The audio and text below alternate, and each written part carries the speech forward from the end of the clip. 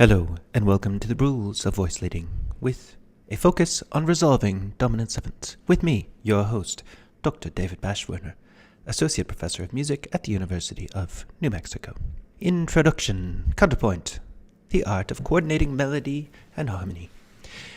The idea of the triad or chord, as we saw in a previous video, did not exist formally before the 17th century.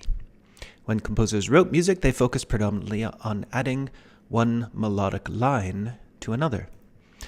You can call this horizontal thinking. Horizontal would mean melodic.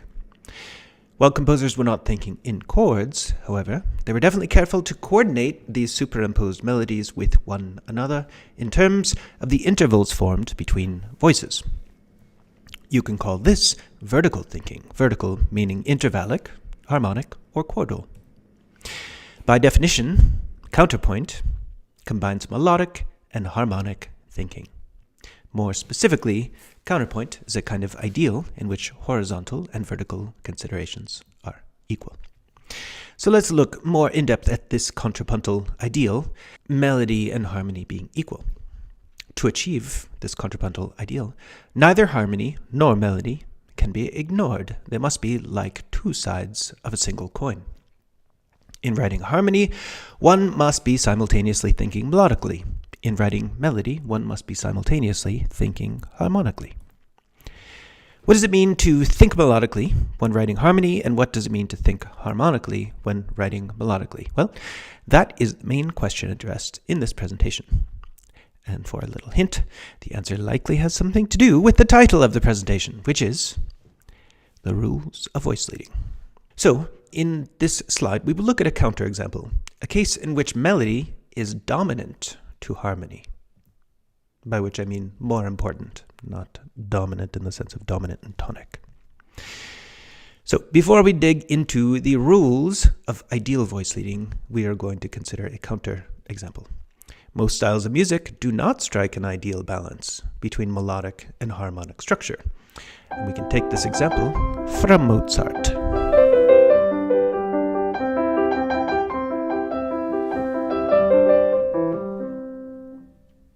From Rondo in C, which is also in our textbook on page 171.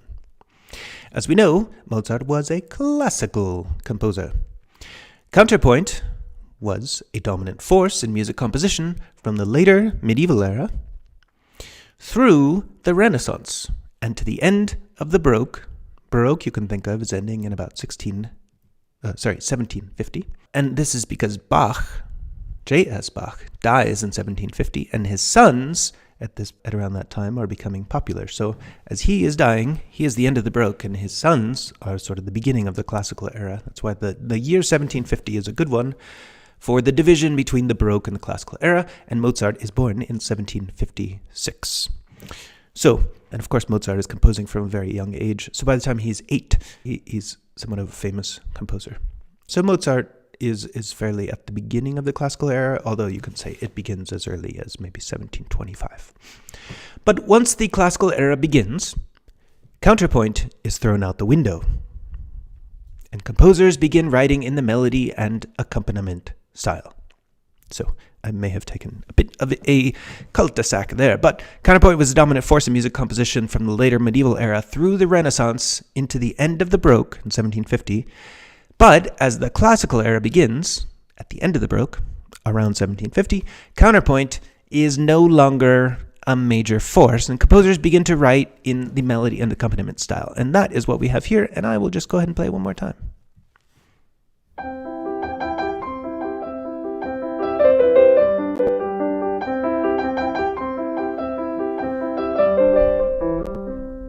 Melody and accompaniment. Mozart, interestingly enough, discovers the works of J.S. Bach only at the end of his life. I believe he's 28 or something at the time, maybe 22, but he gets pretty excited about it and he starts writing a little bit differently. But before that, he really just isn't thinking all that much about counterpoint. In this example, you could certainly say that melody is dominant to harmony. The left hand is always simply playing either a one chord, C, E, G, C, E, G, C, E, G, right, over and over, or a 5-chord, G, D, G, G, D, G, and there's no B in the left hand, but you can imagine that it's there. in the left hand, there's no melody. It's really just arpeggiating these triads. So you would say Mozart is thinking melodically in the right hand, where he's not really thinking melodically in the left hand, just about chords and arpeggios of chords. But we are going to look a little bit more closely. If we do look closer, we see that Mozart is not thinking only harmonically in the left hand. And this, I believe we get to hear it one more time. Why don't you pay attention to what's going on the left hand this time?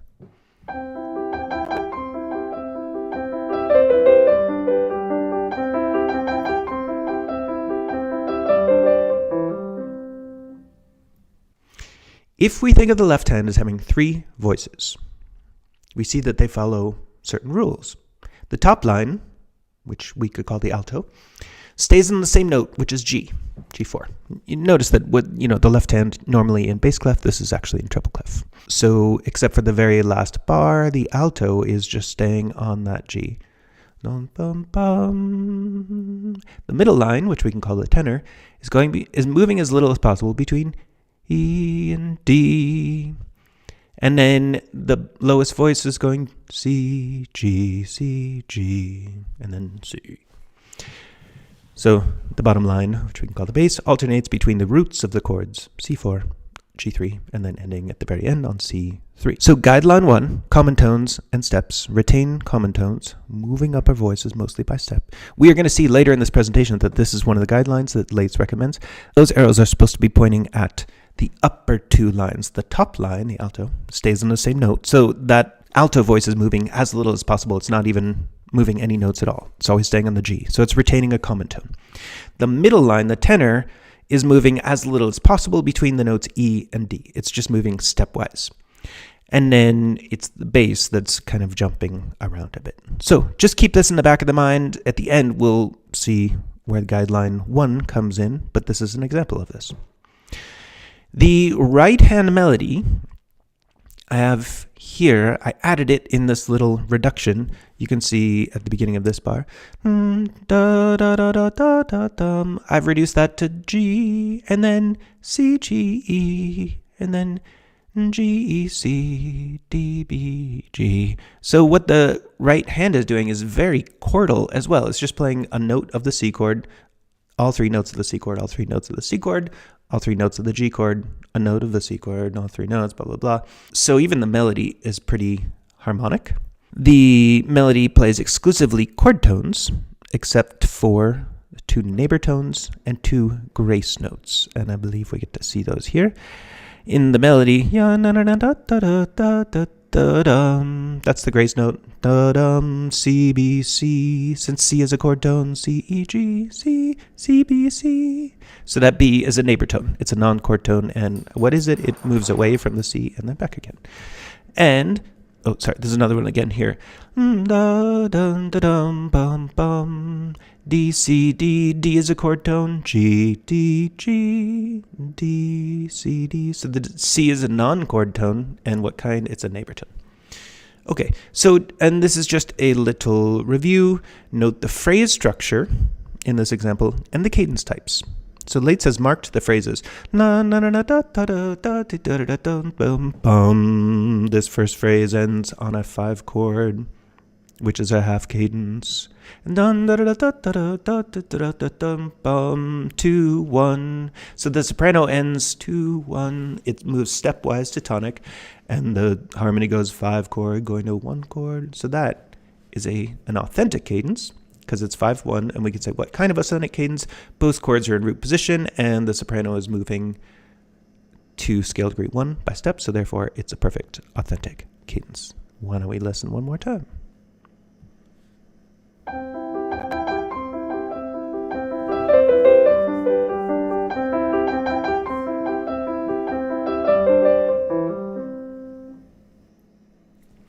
You remember this tune, Perotin, Viderunt Omnes.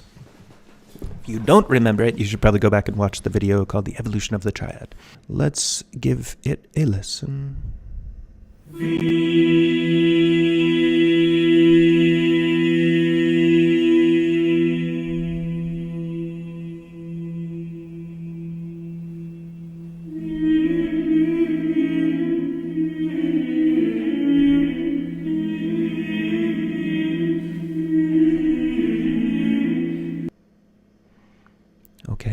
So we're not going to be paying attention to everything. This is just a recap of a slide from previous time. These 8/5 sonorities are what Perotin is always sort of like having his little tiny cadences onto, all these subphrases. There's only one kind of a triad, and that's not really a triad. But what you see are these voice leading patterns. La da da da da dum 7/1 4/5 4/5 4/5. So you see 7/1 4/5 and 2/1. So you get 2/1 7/1 and then 4/5, and that's something that we're going to see in Perotin, but in other composers as well. Go ahead and listen one more time.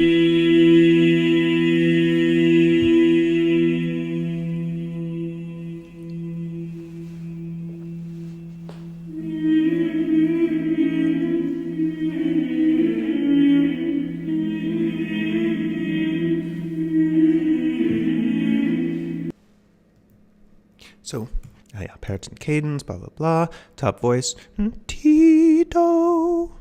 Lowest voice, Re, Do. Middle voice, Fa, Sol. This produces an 8/5 sonority on the last beat. Do, Sol, Do. And a first inversion diminished triad on the previous beat. Re, Fa, Ti. Note that this full pattern doesn't really occur in this piece, but the individual voices are often behaving in these ways. And then we're just going to see that. So this is in 1198. By the time we get about 100 years later, composers really are doing this 3-voice pattern pretty often. So I want to remind you of this guideline. Common tones of steps, retain common tones, moving upper voices mostly by step. Is Perotin doing this? Yeah, he's got Ti, Do, Fa, Sol, Re, Do. So all 3 individual voices are moving by step. So it's almost like, this is true, but it's also almost like this. Perotin knows he wants to end on F, C, F. And so he knows if he wants to end F here, he says, well, I could go from stepwise from below. That's how I get the Ti, Do. I can go stepwise from above. That's how I get Re, Do. And then when I want to go to C, I can go Fa, Sol, or I could go La, Sol, and he actually does that too, but I ignored it because it's not super common later on. But he's doing all those things. So he's really moving stepwise to the tones he wants to end on. Guideline 8. I'm going to introduce you to another one. There's guidelines straight from the Lates book, and I numbered them according to Lates. That's why they have these numbers. And over the course of the presentation, we learn about all the guidelines and rules that he gives us. Guideline 8, outer voice contrary motion. Move outer voices in contrary motion as much as possible. These are just guidelines, not rules. Does Perotin do this? The top voice is going Ti, Do. The bottom voice is going Re, Do. So Ti, Re, Ti, Do, Do. Yeah, so this one's going up, that one's going down. So they are moving in contrary motion. Good job, Perotin. Rule number 1. Lates is going to teach us about this. Tendency tones, you have to resolve them. Resolve tendency tones. What are the tendency tones? Well, we are going to look at that, but let me just tell you, scale degree 7, the leading tone, is a tendency tone. It should resolve up to the tonic. Scale degree 4 in this chord does not have to resolve down, and it actually doesn't. In the dominant chord, it will, dominant 7th chord. But neither of these other ones are tendency tones. They could resolve in either direction. And then in terms of doubling, rule 3, tendency tones should not be doubled. Let's just see. There's 3 voices here. One voice is on the E. That's our one tendency tone. Has Perotin doubled it? Nope. No one else is doing an E. Everyone has their own note, actually. There's no doublings here at all. Oh, here there is a doubling. The top voice and the bottom voice are both on Fs. So that's called a doubling, but that's fine. He just should not be doubling scale degree 7. And, Perotin doesn't have these rules yet, but he's already doing this. So it makes you think, if people are doing this from the very beginning, when they write multi-part music, it just makes you think, oh, maybe these rules are not completely arbitrary. Maybe Perotin kind of discovered these things and successive generations of composers kept rediscovering these things, and that's how we honed the particular rules that we have for counterpoint. Guillaume de Machaut.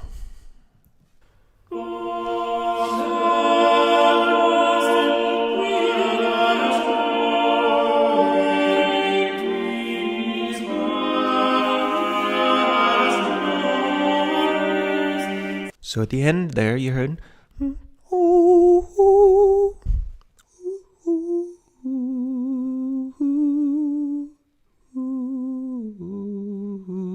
I think that's what it was.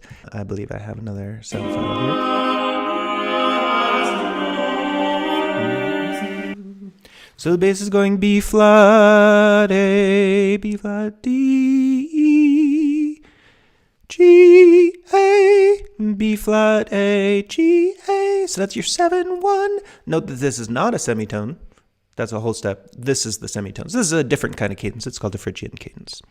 But it's still the same general principle. You can see the voice leading still works the same. 7-1 in the top voice, 2-1 in the bottom voice, 4-5 in the middle voice.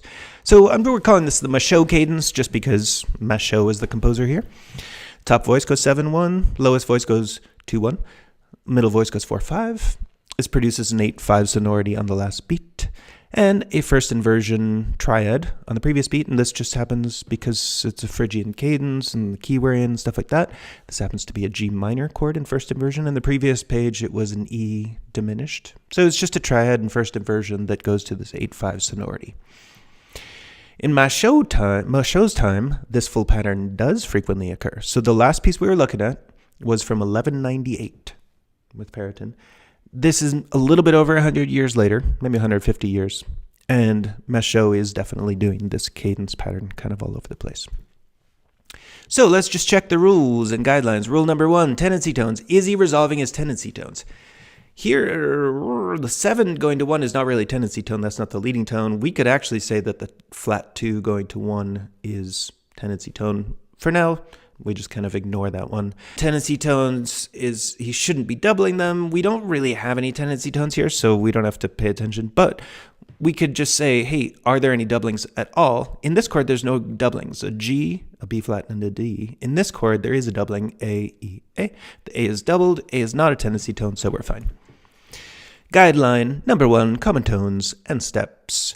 Is Machaut retaining common tones or moving stepwise? Yes, each of these voices moves stepwise. This voice moves a whole step. This voice half step. This one moves a whole step. So yes, he's doing that. He's following that guideline. Even though that guideline didn't exist for him, it's like he's discovering the guideline. And then, Perotin discovered it a little bit. Machaut discovered it a little bit more. Maybe he learned a little something from Perotin. Maybe he just figured it out himself. But, over hundreds of years of people keep discovering these things, they become more, written down in books as rules. And now we have them as rules, and we kind of say, like, why do we have these rules? Well, composers seem to have been discovering these things again and again. Guideline 8, outer voice contrary motion. Leitz is going to advise us to move outer voices in contrary motion as much as possible. Is Guillaume de Machaut doing this? G, A, going up, B flat, A, going down. So yes, he is actually doing that. Interesting. Thank you, Guillaume. Would like to hear it one more time.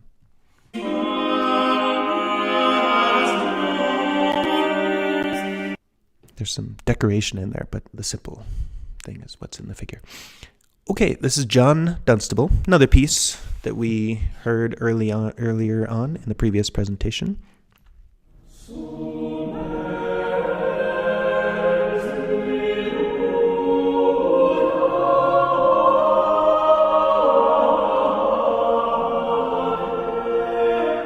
So, just a reminder, the phrases still begin and end with an 8-5, an octave and a fifth, but no third.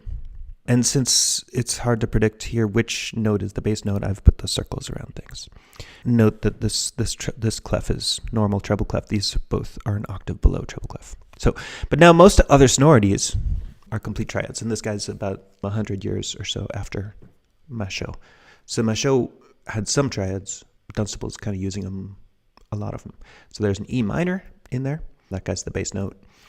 These guys, those are the bass notes. You can see circled, and then they produce an F major triad, a G major triad, an E major triad there. So he's really got a lot of triads, not all, but lots. Phrase, and also has a very early 5-1 cadence. So you can see this E major chord going to this A, E, A chord. So that's, and this E is in the bass, so E, G sharp, B, going to A, E, A. So that's, what we later call an authentic cadence, a 5 chord going to a 1 chord, and it's just a little weird because this 1 chord doesn't have a third in it, and that's what's going to be different later on. But at this early point, he's still ending with the 8-5 sonority. So if we take this thing, this little cadence, put it up here, because the clefs are a little bit confusing. I've written it here on the grand staff, and I believe we get a little listen. Yeah, it's the whole thing.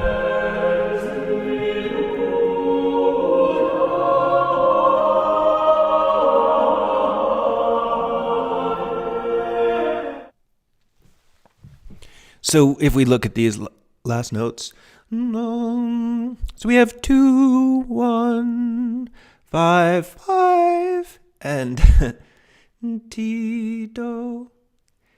So putting that on the grand staff, it looks like this. The bass goes E, A, B, A, G sharp, A. And sorry, the E goes E, E. Apologize for my singing. But if we were to stack those, E, B, G sharp, A, E, A. So though it's kind of a one chord at the end, it doesn't have a third in it. This is that same cadence. We're just going to look at it a little bit more closely because there's something pretty interesting about it. Let's check out the rules. So rule number 2, this is a new one in the sense that I didn't introduce this in the previous screen. Parallel perfect intervals. This is going to be one of the main things that composers are really focused on all throughout the development of classical music, polyphony. Avoid parallel perfect intervals. That would be parallel perfect fifths, parallel perfect octaves, parallel perfect unisons. If we look at the voices that are here, this voice, this bottom voice is going 2, 1. I think I'm still in the right key. And so this is going down. These two voices are going up. So if we're looking for parallels, we don't have to worry at all about the bass voice because this is going down, these guys are going up. And these guys form a third. And actually that's a 10th because this is an octave below. E up to G sharp, a 10th, and then E up to A is a 4th. So it's definitely not parallel. They would have to be the same exact interval. So we have no problem with parallels. But look what happens when you reduce it, because this E is below this B. So it ends up being E, B, G sharp, A, E, A. That's parallel fifths. So it's not parallel fifths the way he has voiced it. He's kind of made it so there aren't parallel fifths. But he does kind of break a different rule, which is he's allowing this middle voice to go below this voice here, right? This E is below that B. And then this E, so if this is the base of this chord, it jumps up and it's going above where this one was. So that's called voice crossing, basically because this middle voice is below what the bass voice is. But that does help him solve the problem. You don't have parallel fifths anymore. You have this outer voice motion, 7, 1, 2, 1, and this guy is doing the voice crossing. So let's check, does he resolve his tendency tones? He has scale degree 7, the leading tone that resolves up by steps, so that's good. Good job, John Dunstable. 2, 1, 2 doesn't have to go to 1. It could go to 3, but we could think of it as certainly wanting to go there. But in any event, he has tendency tones. Yes, he's resolving them. Is he doubling any tendency tones? He shouldn't do that, and he's not. And I know maybe I said this too much, but I really don't mean that John Dunstable should or should not do this. What I mean is like those other composers I was talking about, he probably didn't learn all that much from Machaut in how to do this. Like he also is discovering these rules and discovering these practices. So we get composers of multiple generations that sometimes they're making arbitrary rules for themselves and then, other people ignore those rules. But sometimes composers keep rediscovering the same rules. So that's what we're basically learning about, this rediscovery of rules, which may suggest that these are actually good rules to have. Okay, a guideline that Leitz is going to point out for us that we already talked about: retain common tones, moving upper voices mostly by step or by common tone. So we see that the top voice is moving by step.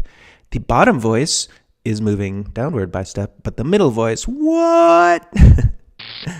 It's jumping a huge amount. So he doesn't follow that guideline, but we're going to see other composers that don't follow that guideline. It's a guideline, it's not a rule. Guideline number 8, We saw before also the outer voice contrary motion. Move the outer voices in contrary motion as much as possible. Is John Dunstable doing that? Well, that's interesting which one of these we're talking about. If we are talking about this voice leading the way he has it, the top voice goes up, the bottom voice goes down, then yes, he's following that rule. If we're talking about this one, if the E and the A is the lowest voice, if E goes up to A, that's going up, G sharp going up to A, that's going up. So those are not in contrary motion. I would say, yeah, I mean, it's hard to answer this question because when you're doing voice leading exercises, you're not going to allow voice crossing like this. You're not going to allow the middle voice to be below the lowest voice at any point. But like we said, John Dunstable does that to avoid the parallel fifths that he would get otherwise. Yeah, so it's hard to really say whether the outer voices are moving in contrary motion or not. I guess we're saying not. Okay, Guillaume Dufay. Another example that we looked at in the evolution of the triad presentation. This is the end of this piece. Let's give it a listen.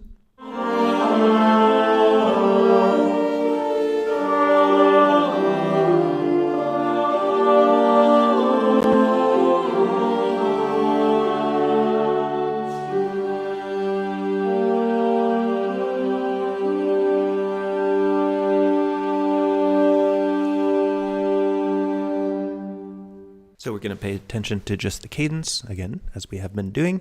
We have a D, an A, an octave below, right, based on the clef, so that A is right there. We have a D, again, an octave below, so that D is, it would be right there, or it would be right there on a normal treble clef staff.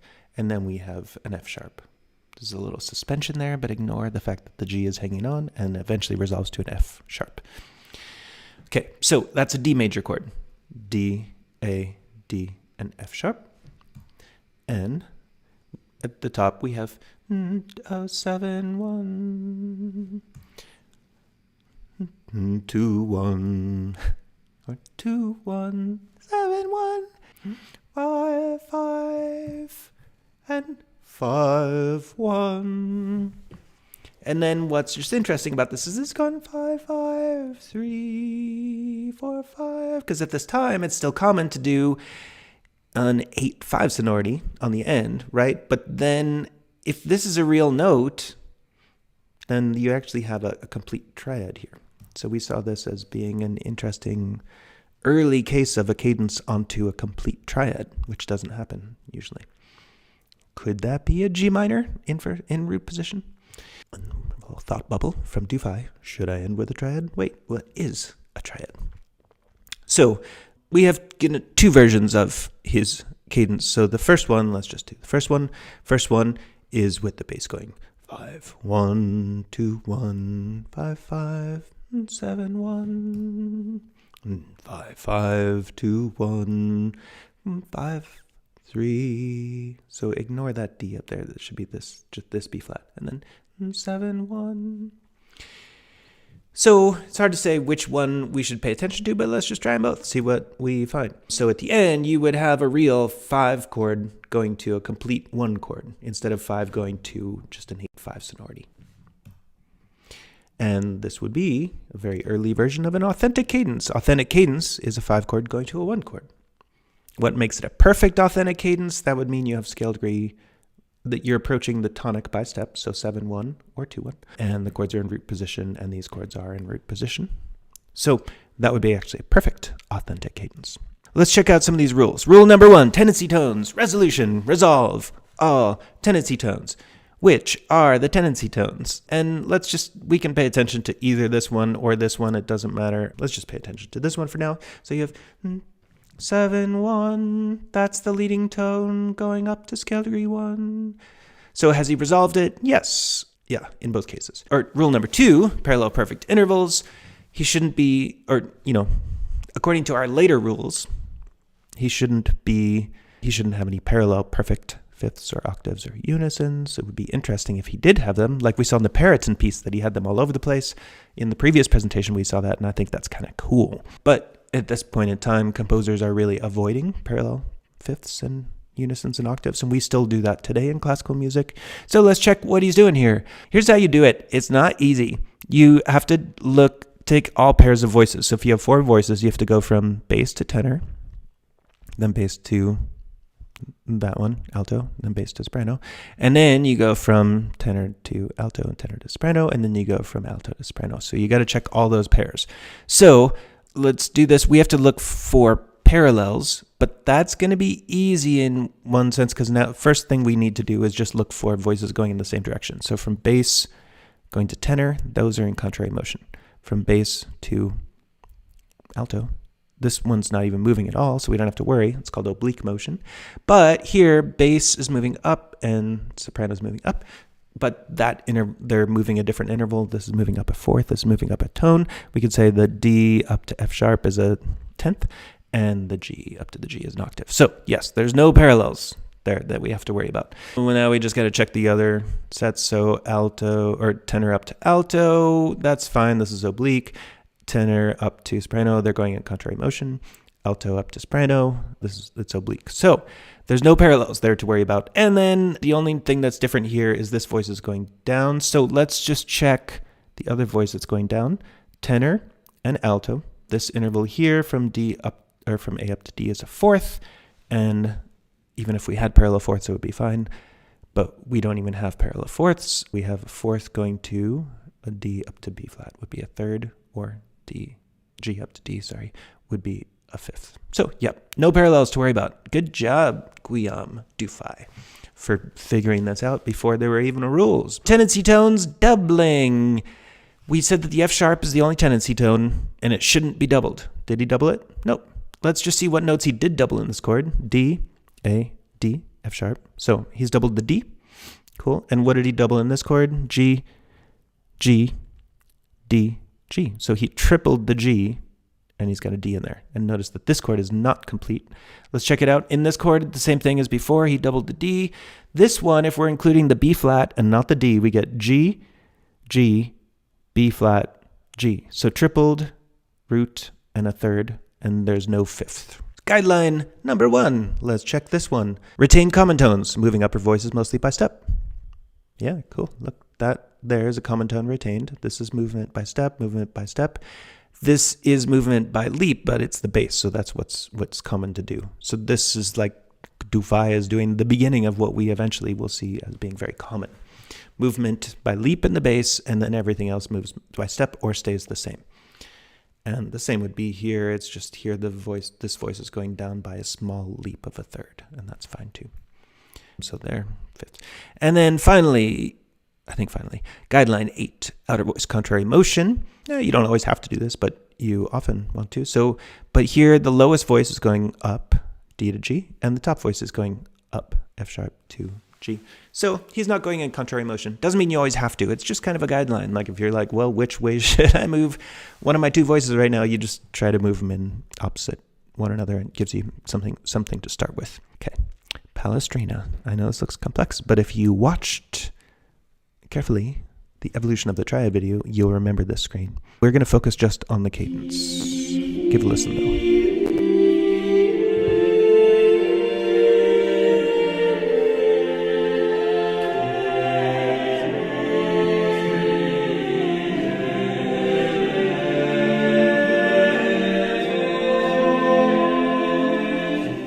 Okay, so I've brought out here just the cadence itself on the left, and I think this is audio of just the cadence.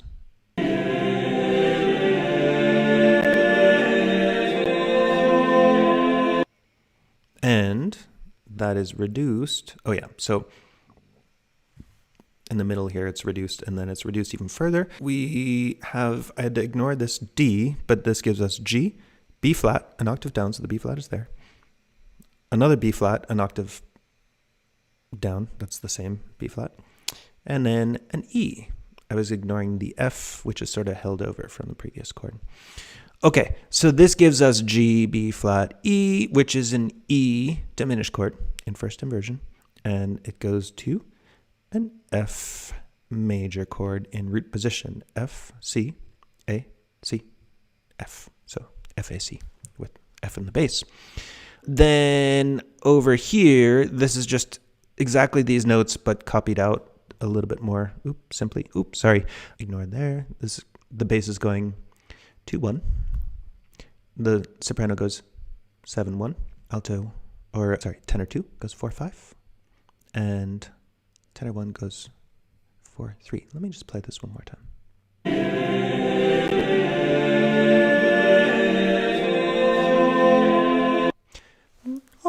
So the soprano goes Ti, Do, and you have Re, Do in the bass, and you have Fa, Sol, and then Fa, Mi. So Re, Do, Fa, Sol, Fa, Mi, Ti, Do. And the alto just brings in a Sol in this last chord. This gives us the E diminished, and this gives us an F major chord. So Palestrina is reminding us, I'm going to be ending with the triad. He came at the end of the video, the evolution of the triad, and he isn't just using triads like here and there and on the penultimate chord, but he's using them now for the first time, at least first time in our overview, on the final chord of a phrase.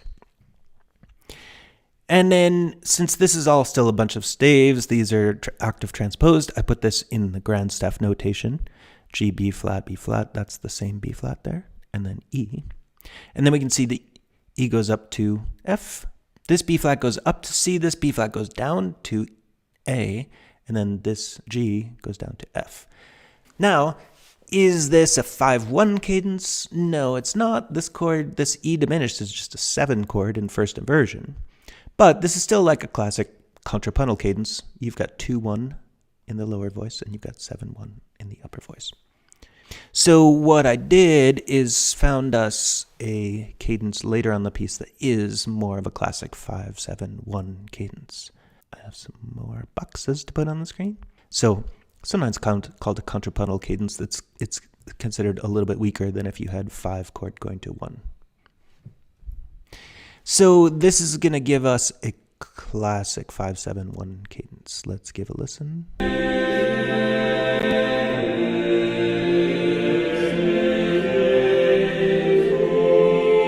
So we're going to focus on that chord there and this chord here. Now, I know you're looking at me strangely, or you're looking through the computer trying to see if you can see me, so that you can look at me strangely, so you can say, hey, wait, that's the bass clef. This is the bass voice. There's an E in the bass. Why am I saying that this is in root position, a major C major minor 7th chord in root position? Well, remember these guys transpose down by an octave, right? So this C really sounds right there. So this is actually the bass note. This C is lower than this E. Okay. And let's check it. Yeah, so I circled it. That's the bass note, and that's the bass note. So we still have, I'm going to play it again so I get the right key so I can sing it.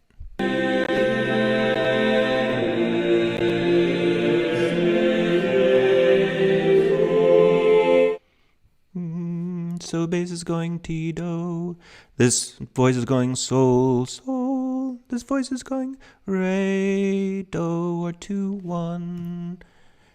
And then the bass is going 7-1. So mostly before in compositions, we were seeing that 7-1 was usually in the top voice, but not in this particular case. It's bass 7-1, 2-1.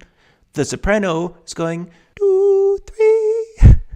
Instead of 7-1, it's going 2-3. So this would not be a perfect authentic cadence. It would be imperfect authentic, because it's ending on scale degree 3. And then you have 4-3. This 4 is going to be the 7th of the 5-7 chord that we'll see is C, E, G, B flat. So that's the 7th of the chord. 4-3-4. Sol, Fa, Sol, Ti, Re, Fa, Mi. Okay, so scale degree 4, or Fa, is the 7th of the chord that's going to resolve down. And then this voice, which is tenor 2, this is the bass voice, but you have that weird motion again where it's jumping up an octave. And so in Palestrina's time, it's still perfectly okay to voice cross, but this voice here is called voice crossing because it is below, tenor 2 is below the bass here, whereas tenor 2 is above the bass and above tenor 1, and it's even above the alto voice on this beat. So that's called voice crossing. So let's look at this just simplified on this set of staves. And then we have this that gets simplified. I put this on the grand staff. So you can now really see that this C that's an octave below here is there, right? You can see it comes there. So this is what the sonority looks like if we put all of this in the proper octaves on the grand staff. And this is weird. It looks like a voice just appears here, but that C is coming from that C.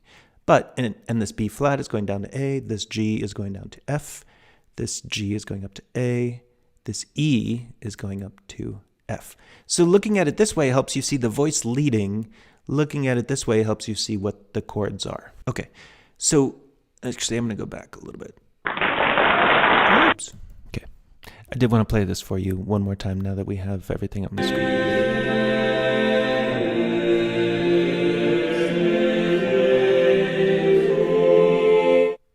So let's just check some of these rules. Let's look for our tendency tones first. So, good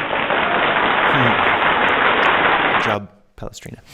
I just have to say that the rules of voice leading are pretty much based on Palestrina, so it's not really like Palestrina is following the rules. It's like we got our rules from Palestrina. Ti, do, 7, 1 down here, and fa, mi, or 4, 3. So 4, 7, 7, 4. Those are our tendency tones, both the 4 and the 7. And we'll have a screen later where we talk specifically what I mean by tendency tones, but for now, these are the two tendency tones. 7 is the leading tone that goes up to 1, and 4 is the leading tone, 4 is the 7th that wants to go down to 3. Okay, so these tendency tones are being resolved, and they're not being doubled. These are two different tones, obviously, but there's no other scale degree 4 in here. There's a 5, a 2, and a 2. There's no other scale degree 7s. Which note is doubled? Scale degree 2 is doubled, and notice that 2 here goes up, and 2 here goes down. So whenever you do double note, it has to go in two different directions. Okay. Good job, number 1. Good job, number 3. Rule number 2, parallel perfect intervals. Has Palestrina avoided any parallel perfect intervals? Well, let's check. Now there's 5 voices, so we have to do this a lot. So from bass, we check with tenor. I mean, both those guys are going up, but this is jumping up a lot. This is jumping up a little bit, so this is not parallel. This guy's going the opposite direction. This guy's going the opposite direction. This one's going up. So let's just check bass against cantus or soprano. So E up to G is a 10th. And already we know it's going to be fine because they're moving to another 10th, but 10ths, parallel 10ths, perfectly okay. Okay, now we have to check tenor against everything else. Tenor is going up by an octave. No one else is going up by an octave, so we're fine. Tenor 1 is going down by a second. Alto is going down by a second, but that is a third from G up to B flat, F up to A, a third. So parallel thirds, perfectly okay. Tenor, we don't have to worry about alto. Nope, there's no other parallels to check, so we're fine. So yes, good job. Okay.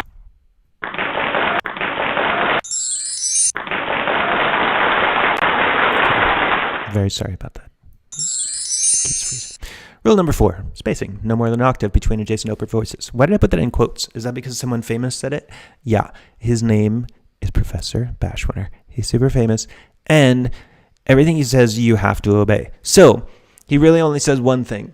And that one thing is no more than an octave between adjacent upper voices. So you just kind of want to remember that. That's a spacing rule. It will come up more later. But now is the first time you learn it officially. So, if Palestrina is not doing it, it's not the biggest deal because we're checking, these are when the rules of voice leading are being formed. But once we get to our own exercises, we have to obey this rule. So let's just take a look at it. What it's going to mean is, so no more than an octave, which means you can have up to an octave, but not more, between adjacent upper voices. So you don't have to worry about the bass, just with all the voices that are above the bass. And then the only adjacent ones. So you're looking, is there more than an octave between this C and this G? No.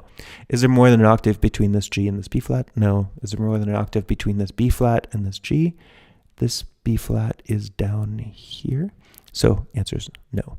So there is not more than an octave between adjacent upper voices in this chord we check it in this chord. We don't have to pay attention to the bass, but this C, yeah. The answer is no, there's not more than an octave between adjacent upper voices. We could look at the greatest distance here between the B flat and the G is a sixth, and the greatest distance here between the C and the A is also a sixth. So, yes, he has obeyed rule number 4. Guideline 1, which we saw earlier, common tones and steps. Retain common tones, moving upper voices mostly by step, if you have to move them at all. Here there's no, we can look in here, there's no common tones. The C and the C, I mean, he's moved by an octave. So there he's kind of breaking the rule, he's moving a lot. But all the other voices are moving by step, up by step, down by step, down by step, up by step. So that one breaks the rule. But it's just a guideline. Guideline 2, melodic leaps. Avoid melodic leaps involving dissonant intervals. So that would be a diminished fifth or augmented fourth and in something else. And this is especially the case in inner voices. You can sometimes leap a diminished fifth, especially if you're in the melody. But really in inner voices, you want to have them be doing as simple, mostly stepwise stuff if possible. So he does a great job there, not leaping any dissonant intervals. Wow, there's more. Guideline number 3, voice crossing and voice overlap. Typically, you want to avoid voice crossing. I have a picture of this on a later screen, but that means that the voices here, tenor 2, is above tenor 1 at this particular moment in time. So that's simultaneous. And then voice overlap, this is also voice overlap, but voice crossing is the biggest one. So if you, we have a screen later, but because he's going up on this note, the tenor 2 is going above where tenor 1 was before it, that's also called voice overlap. But maybe ignore voice overlap for now, but he is not obeying that rule. That's a later rule, and even Bach doesn't obey this rule all the time. But composers generally try to not cross voices and not overlap voice areas. Guideline number 5, completeness. Try to write complete chords, but if necessary, omit the fifth. Let's just check if these chords are complete. We can look in the simple way here. C, E, G, B flat. Yeah, it's got all the notes. Yeah, it's got an extra G, so he doubled the G. And then does this have all the notes of the F, A, C chord? F, A, C. Yeah, both of those are complete chords. Good job, Palestrina. Guideline number 6. Doublings in general prefer to double the root. Next, the fifth. And if it's not good to double either the root or the fifth, then you double the third. In this chord, we saw that the G is doubled, so that's the fifth of the chord. In this one, we see that the A is doubled, so he doubled the third. So he doesn't seem to be preferring, paying any special attention to doubling the root. He's happy to double the fifth in this chord or double the third in this chord. But he does a good job. Guideline number 8, outer voices, contrary motion. Here we have the soprano is going up and the bass is going, oops, that C is in the bass. So hard to say again, but either way, the C is going up to F or the C is going up to C. So this one, he's not doing the contrary motion. They're in similar motion, and that's also perfectly fine though. It's just a guideline. Guideline number 10, this is the last one, simultaneous leaps. You ideally want to avoid leaping simultaneously in two voices at the same time. This voice is leaping, but everybody else is moving by step. Yeah, so we're good. Good job, Palestrina. So let's look at some generalizations about the 5/7 chord. Let me just show you one more thing. By the way, everything we looked at before, even if we've had a 5-to-1 cadence, we haven't actually seen that it was 5/7-to-1. So now we're getting that for the first time. And just like in looking at this historical survey, we get C, E, G, B flat. The B flat is the 7th of the chord. Sevenths are going to go down. B flat is going to go down to A, which is the 3rd of the F chord. And then we still have that leading tone, the E, going to F. So this is a 5/7-to-1 cadence, and it's still considered authentic because it's a 5 going to a 1. And we said that since the soprano is going 2 to 3, it's not going 2-1 or 7-1. Therefore, it's not perfect authentic. This is an imperfect authentic cadence. So, some generalizations about resolving 5/7. The leading tone, scale degree 7, resolves upward to the tonic, scale degree 1. It has to do this if it's in an outer voice, which would when you reduce it on the grand staff, like on the far right of the previous screen. If scale degree 7 is in an inner voice, it doesn't have to resolve to 1, but it still wants to. The 7th of the 5/7 chord, which is scale degree 4, is going to resolve down to the 3rd of the 1 chord, which is scale degree 3. The 7th of the chord has to do this. It has to resolve down, irrespective of which voice it's in. These same notes, scale degree 4 and scale degree 7, are also in the 7/6 chord, as we've seen. Typically, you do want to resolve them in the same way as in the 5/7 chord. That means scale degree 4 would resolve down to scale degree 3, and scale degree 7 would resolve up to scale degree 1. But 4 can resolve up to scale degree 5 in the 7 chord if that improves voice leading. And we actually saw that in the Perotin cadence, the Machaut cadence, maybe even some of the Dufay or Dunstable cadences. Scale degree 4 was often going up to scale degree 5. You can't do that in the 5/7 chord. Scale degree 4 in the 5/7 chord is the 7th of the 5/7 chord. It has to go down. But if you're in the 7 chord, scale degree 4 could go up. If you double a note, the two have to voice lead in opposite directions on the following chord to avoid parallel octaves. So that's the case for any note that you double. I mentioned that earlier. At some point we had scale degree 2 that was doubled, and so in one voice, scale degree 2 is going to go up, and in the other voice, scale degree 2 is going to go down. And let me just go back for a second and say that the reason you don't double tendency tones, like you don't double the leading tone, is because the leading tone has to go up. So if you doubled the leading tone, if both leading tones went up, that would give you parallel octaves or parallel unisons. That's why you don't double the leading tone. And the same with the 7th of the chord. The 7th has to go down. So you don't double it because both 7ths would have to go down. That would give you parallel octaves. The tones 4 and 7, scale degree 4 and scale degree 7, form a tritone. It's a diminished fifth or it's an augmented fourth, depending on which of these notes is on top. So I'll show you that. Augmented fourths, if you have scale degree 4 on the bottom, scale degree 7 on top, let's say we could do F major because that's the key that we were just in with Palestrina. Scale degree 4 would be B flat. Scale degree 7 would be E. If the E is in the upper voice and B flat is in a lower voice, then from 4 up to 7 is a fourth. Scale degree 4, 5, 6, 7. That's a fourth. And what kind of fourth is it? It's augmented from B flat up to E. Yeah, so that's a tritone. And then actually, in a second, we'll just go ahead and do that now.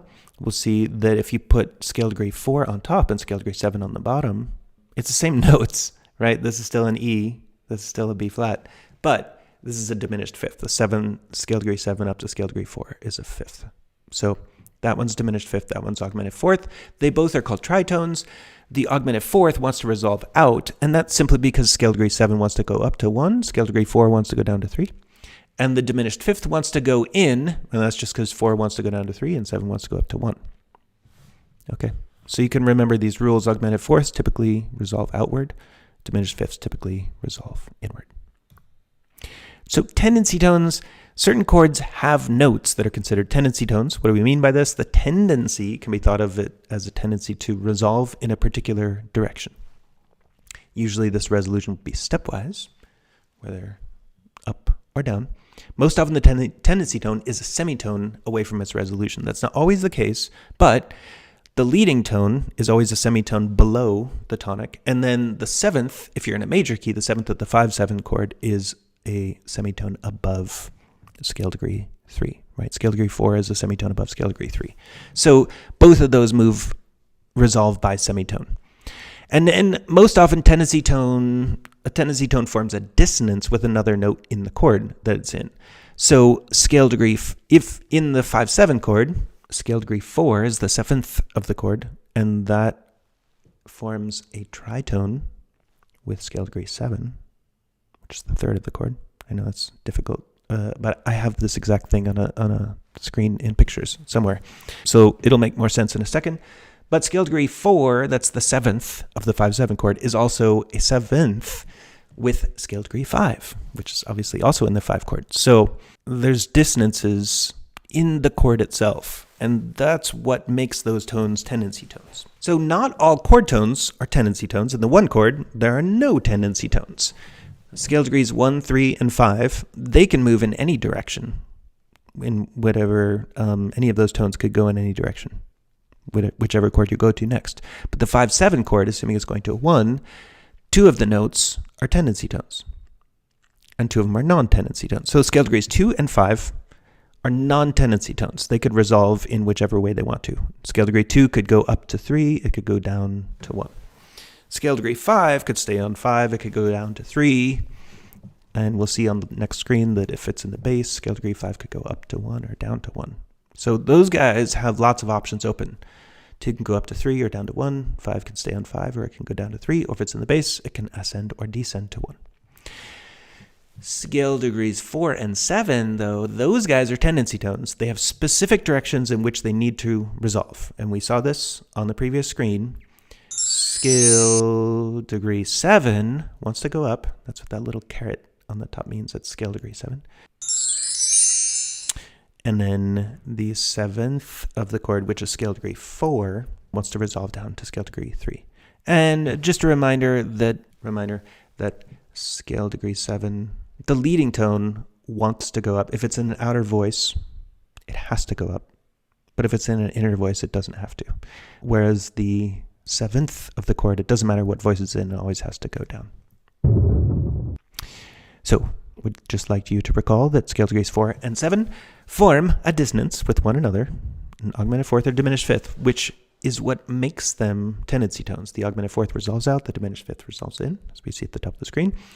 And that since scale degree 4 is the 7th of the chord, it's also dissonant with the bass, which is scale degree 5. This is what I said at the top of the screen.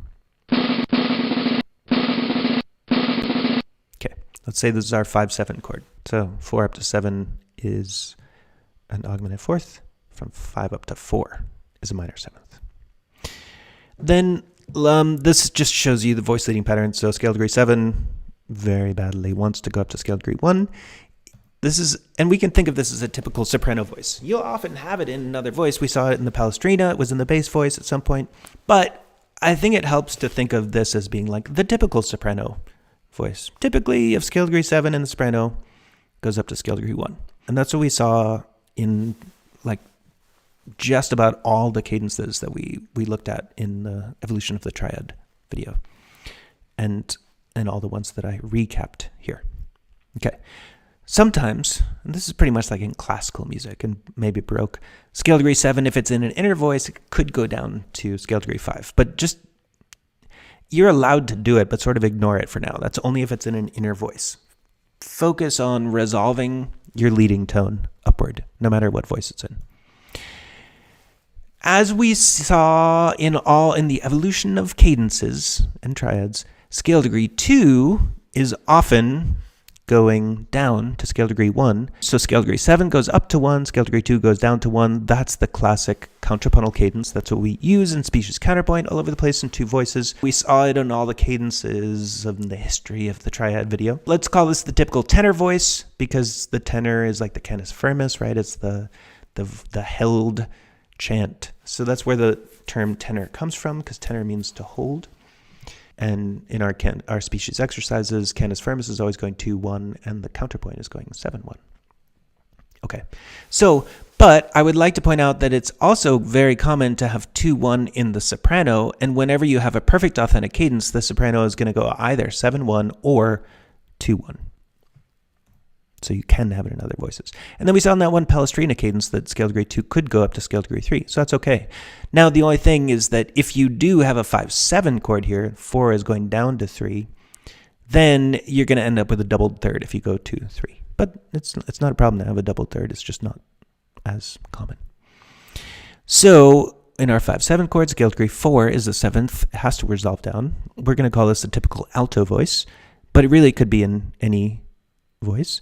And it's going to be a very common soprano line in an imperfect authentic cadence. What makes this imperfect instead of perfect? Perfect, the soprano has to end up on scale degree 1, right? So one of those guys. Imperfect, soprano ends up on scale degree 3. Oh, I guess that could be imperfect also. And then for scale degree 5, well, might as well just complete this thing. For scale degree 5, if it's in the bass, the most common thing is to have the 2 root position chords, 5 chord going to 1 chord. So sol, do, or sol, do. Sol, do, or sol, do. And then sol, mi is very common for imperfect authentic cadence, or sol, sol. It's not super common, believe it or not. It would be common for an inner voice, but for the soprano, that would only be a very weak cadence where you end on scale degree 5 in the melody. Okay, scale degree 7 versus chordal 7th. This is just to clarify these two terms. I know these words are really big. I apologize for that. So, leading tone, scale degree 7. And it's the third of the chord of the 5-7 chord, right? Or it's the chordal third. The chordal 7th, so right, we're talking about two different kinds of sevens. The leading tone is scale degree 7. The 7th of the chord is a completely different note. The 7th of the chord, or the chordal 7th, is scale degree 4. So scale degree 7, like if we're in the key of, let's go back to the key of F, Palestrina key. If we're in the key of F, scale degree 7 is E. E wants to go up to F. And still in the key of F, the 7th of the 5-7 chord is B flat that wants to go down to A. So this is E, this is B flat. I'm going to put us in C major for a second. If we're in C major, scale degree 7 is B. It's the scale degree 7 of C major, is B. In the 5-7 chord in C major is G, B, D, F, so it's the third of that chord. B is the third of G, B, D, F. Call it the chordal third. Whereas this guy, the 7th of the G, B, D, F chord is F, the note F. This one was B, this is F. F is the 7th of the G, B, D, F chord, and F is scale degree 4. C, D, E, F. Okay, so try not to confuse 7th of the chord and scale degree 7. One of them wants to go up, one of them wants to go down. And now, to summarize the rules of voice leading, you're going to move these are sort of like general principles. Move the voices as little as possible when changing chords. Maintain the independence and musical territory of each voice, otherwise they get mad. Construct chords logically. And here are some tips for avoiding problems. So, this first one, move the voices as little as possible when changing chords. Rule number 1, these come directly from Late's tendency tones resolution. Resolve your tendency tones. When we saw that earlier, all over the place. Scale degree 7 wants to go up, 7th wants to go down. In the case of the 5-7 chord, these are scale degrees 4 and 7, the 7th and 3rd of the chord. Guideline 1, common tones and steps. Retain common tones, moving upper voices mostly by step. Guideline 2, melodic leaps. Avoid melodic leaps involving dissonant intervals, including in inner voices. Diminished fifth is usually okay, but avoid the augmented fourth and definitely avoid the augmented second, which you will often get when you're in melodic minor. Second general category, maintain the independence and musical territory for each voice. Rule 2, parallels. Avoid parallel perfect intervals. Parallel fifths, octaves, unisons. Fourths, of course, are okay. Parallel fourths are okay, but they're just considered dissonances. This is just a reminder of what parallel motion looks like. So contrary motion, voices going in opposite directions. Oblique motion, one voice is staying the same. Parallel, they're both going up, and it's specifically a third in both cases. Whereas there's similar motion if they're both going up, but this is a third to a fourth, or just different intervals. Tendency tones, doubling. Tendency tones should not be doubled. This would be leading tones and sevenths of chords. Why can you not double your tendency tones? It's because the seventh always has to go down, the leading tone always has to go up. So if you're doubling the leading tone, you're going to get both voices going up in parallel octaves. Similarly, if you double the seventh of a chord, both those notes want to go down by step, so you're going to get parallel octaves. Okay, rule number 4, spacing. Remember, this is what you're going to remember verbatim because it was quoted. It's a quote from a very famous music theorist at the University of New Mexico named Dr. David Bashwiner. No more than an octave, he says, between adjacent upper voices. That's between upper voices. You don't have to pay attention to the bass. No more than an octave means you can have an octave. The soprano and the alto, for instance, could be an octave apart, but just not more than that. And it's only between adjacent upper voices. So it doesn't matter how much space is between the soprano and the tenor. It's only between tenor and alto, or between alto and soprano. Guideline number 3, voice crossing and voice overlap. Avoid voice crossing and voice overlap. Crossing is simultaneous, overlap is successive. Let's look at a picture. Here's voice crossing. The orange lines, we call them alto, and the blue lines the blue dots are tenors. The tenor notes, so the tenor here is above the alto at one point in time. That's why I call it simultaneously. In this case, it's trickier, so I put in some lines here in a musical staff. So here the alto is always above the tenor, but the tenor is going above where the alto was on the previous note. So the idea there is you still lose you lose one of the voices is the idea. So this is successive, and it's only the exact next note. Doesn't, here the blue is going above where the orange was in the previous place. So voice overlap is a little bit trickier to see, but you want to avoid both of those things. Guideline number 4, I don't think is super important. I will kind of show you around it. But for now, don't worry too much about it. I put it in grayish, bluish gray.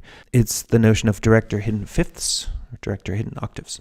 So Lates has you avoiding direct or hidden fifths and octaves between outer voices unless the soprano moves by step. So what is a direct fifth or hidden fifth? First of all, direct and hidden mean the same thing. So you can call it either one. So what are direct fifths? Direct fifths are when you move in similar motion to a fifth. And it only matters for fifths and octaves, so those perfect intervals. And then the thing about it, unless the soprano moves by step, somehow it just doesn't sound as bad. So hidden and the direct mean the same thing, similar motion into a perfect consonance.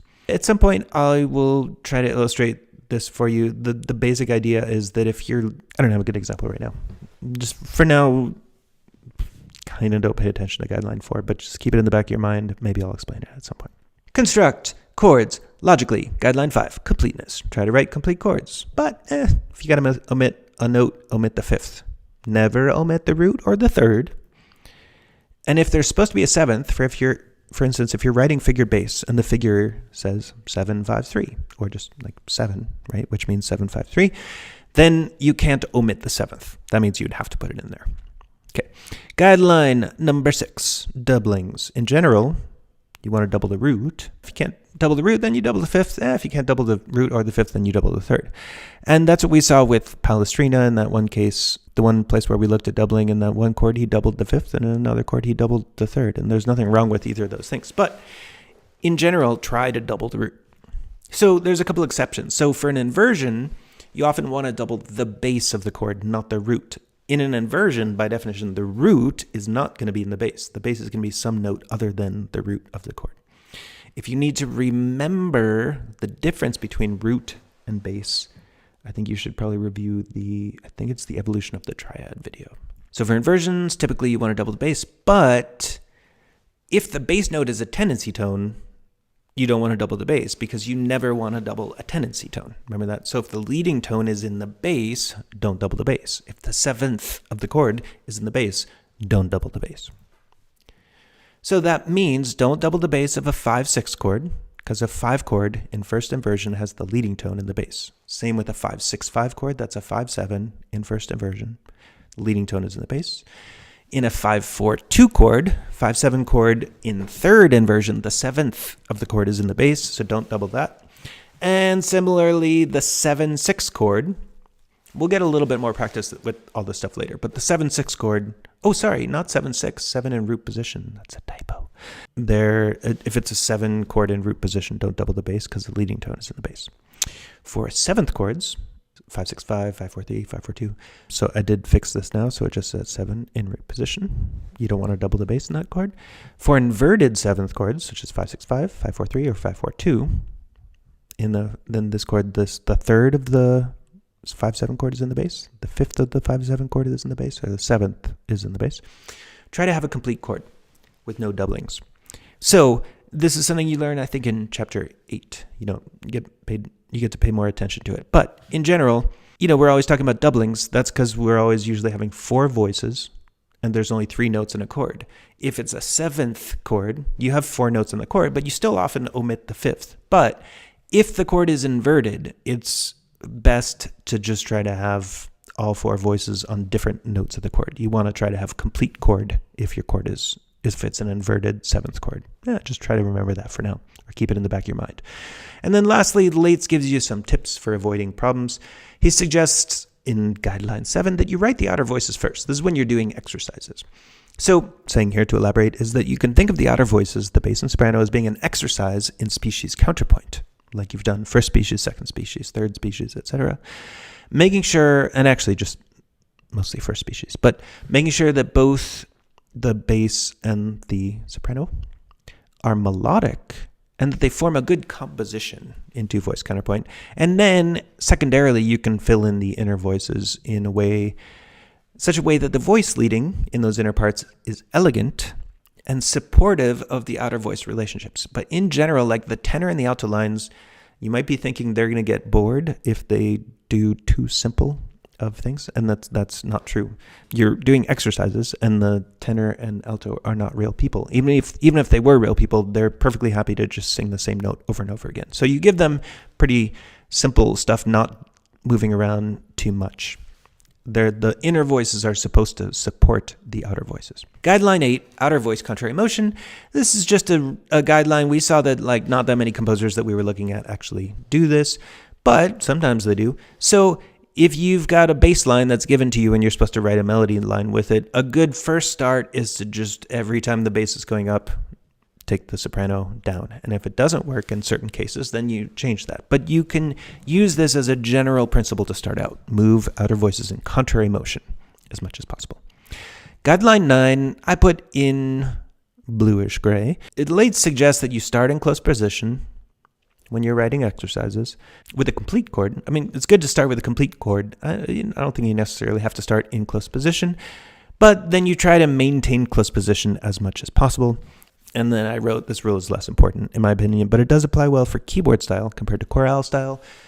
We will watch a video maybe this week, maybe it's a later week, about voice leading and keyboard style versus chorale style. Chorale style is where you have tenor and bass on the lower staff and soprano and alto on the upper staff, whereas keyboard style, you have soprano, alto, tenor on the top staff and the bass on the bottom staff.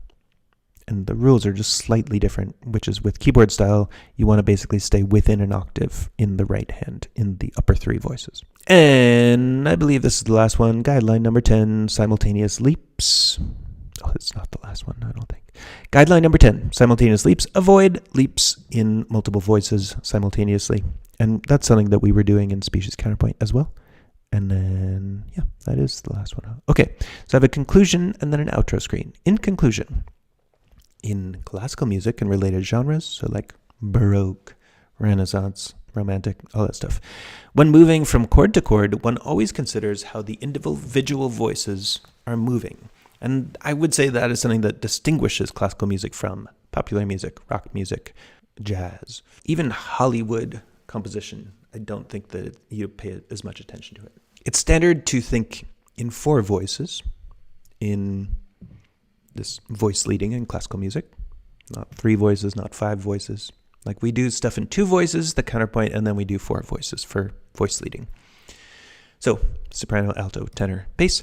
There might be many different instruments playing a single voice. So if you take a Beethoven or a Mozart symphony, you could often reduce it to four voices, but you might have a whole bunch of instruments. You might have all of the French horn. I don't know. You might have all of the horn section playing, the bass line or the tenor line or something like that. You might have a bunch of different instruments, or you might have the cellos and the bassoons, maybe some other instrument, all playing the tenor voice. Okay. There are going to be two essential rules that we should consider the most important. Avoid parallel octaves and fifths. This is the kind of thing that composers start doing in about 1300, and then that is, I'd say, one of the main motivator of the voice leading rules that we see developing across the whole millennium of multipart writing. Then also resolve tendency tones appropriately. Your leading tones, you're going to want to resolve them up, and sevenths, you're going to resolve down. These are the two main rules of voice leading, and I think everything else kind of follows subsidiarily from that. So the two other rules, I think you could say follow from them, or at least they're consistent with them. So one of them is don't double your tendency tones. This one really does follow from the idea of resolving tendency tones, right? If you've doubled a tendency tone and you're going to resolve the tones correctly, then they're going to create parallel octaves and fifths. So this one follows, I guess, from both of these rules. Another one is,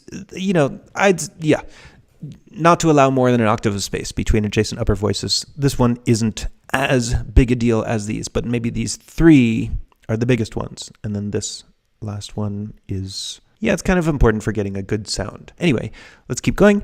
Then there are some guidelines to assure a consistently fluid sound. So each voice should be melodic. That's a basic feature of counterpoint generally, and it's what we talked about at the very beginning, that in popular music, rock music, you think about chords and melody, whereas anything that is classical genre, typically you're paying attention to the voice leading, which means the individual voices should be melodic. They're not just playing chords. They are melodies in themselves. So each voice should be melodic, should move as little as possible, especially in the inner voices, right? The bass can jump around. The melody can have some dramatic leaps, but the middle voices certainly should move as little as possible. And they shouldn't be leaping awkward intervals. So don't leap an augmented fourth. Most of the time, don't leap a diminished fifth. Don't skip an augmented second. Those are awkward intervals. The voices should maintain independence, so they shouldn't cross or overlap. We looked at that a little bit. You don't want to have them leaping simultaneously. That's something we practiced in species counterpoint. And then mostly those it's good for voices to move in contrary motion. That's especially those outer voices. If your bass is moving up, it's nice to have the soprano move down, or vice versa. But that is really just a very general guideline. You're obviously not going to always have contrary motion. But you do want to maintain independence between the voices, unless you're looking for some specific effect. Otherwise, the definition of counterpoint basically is to maintain independence, melodic uniqueness and independence. And then we saw this only kind of gradually emerging as the style of Palestrina kind of develops out of the stuff that's coming before it. But by the time you get to Palestrina, just about all the chords, everything is a chord. Everything is a complete triad with a root, third, and fifth. And if you have sevenths, root, third, fifth, seventh. So chords should be complete when possible. If you omit anything, you omit the fifth. And then when you're doubling stuff, right, the doublings are not just so the chord is complete, but you also, you don't want to just avoid doubling tendency tones. You also want to make doubling that sounds nice, so you can mess around with different doublings than how they sound. So, finally, is voice leading unique to classical music? This concern with how voices lead in a composition, I have only come to realize in the course of this presentation, is perhaps the most consistent aspect of compositional practice, seen in our survey of classical and pre-classical styles from about 850, like when we first see people in Europe writing in two voices or more, and then up to 1900, and it's kind of like free-for-all starting in 1900. But I think you can say, that's not saying it's unique to classical music, but that is saying it is actually, I think, fundamental to it, to pay attention to voice leading. So I personally sometimes think about the voice leading rules as being like, why do people have to follow these rules? But the flip side of that is, it's by paying attention to these rules and kind of thinking like, what do these rules do, and why are they here, and why did composers adapt these rules in the first place? Then you really start to see stuff in classical music and pre-classical music that you wouldn't see otherwise. So, and it becomes, I think those are beautiful, valuable things to see. So there's this interesting thing that before the idea of the chord existed, right, which Lippius, the term triad, Lippius coins it in 1610, and then it's kind of right around that time that Monteverdi is using seventh chords too, without preparing them in any way, without preparing the sevenths as suspensions. We learn about suspensions later. But so before the idea of a chord exists, composers they're thinking about verticalities, but they are really thinking, like, before they're thinking like, oh, here's a C major chord, here's a 5 chord, here's a 1 chord. Those terms don't even come about until the 18th century. So before composers have those ideas for structuring compositions, they're simply thinking about how to coordinate simultaneous voices to produce certain acceptable vertical intervals, unisons, octave fifths, the 8/5 sonorities, eventually triads and stuff like that. Once the idea of an chord does start to enter composers' minds, once the chord becomes a thing, and I think you could say this would be the early Baroque, when when early opera is first created, and they're focused on writing a beautiful melody with a very, very, very simple accompaniment that's just written in figured bass. So once composers start doing that, and then eventually put the name triad on things, and eventually give the names dominant and subdominant and tonic, tonique, once composers start thinking of chords as things, then it's possible for them to think in terms of a solo vocal line or solo instrumental line with chord-like accompaniment. And that's exactly the kind of thing you get at the very beginning of the Baroque, and then you get it again at the beginning of the classical era, and you could say you get it again in the 1960s with melody and accompaniment, with like folk revival, with blues, with even the American popular song, maybe. So in other words, in these cases where you're thinking about chords and a melody line, and even in that Mozart piece where he's writing a melody line that just goes with very simple chords that are arpeggiated. So in other words, when composers are thinking like this, thinking in chords, they no longer have to think about voice leading. So if you don't have the idea of a chord, you have to think about voice leading. If you have the idea of chords, you actually don't have to think about voice leading.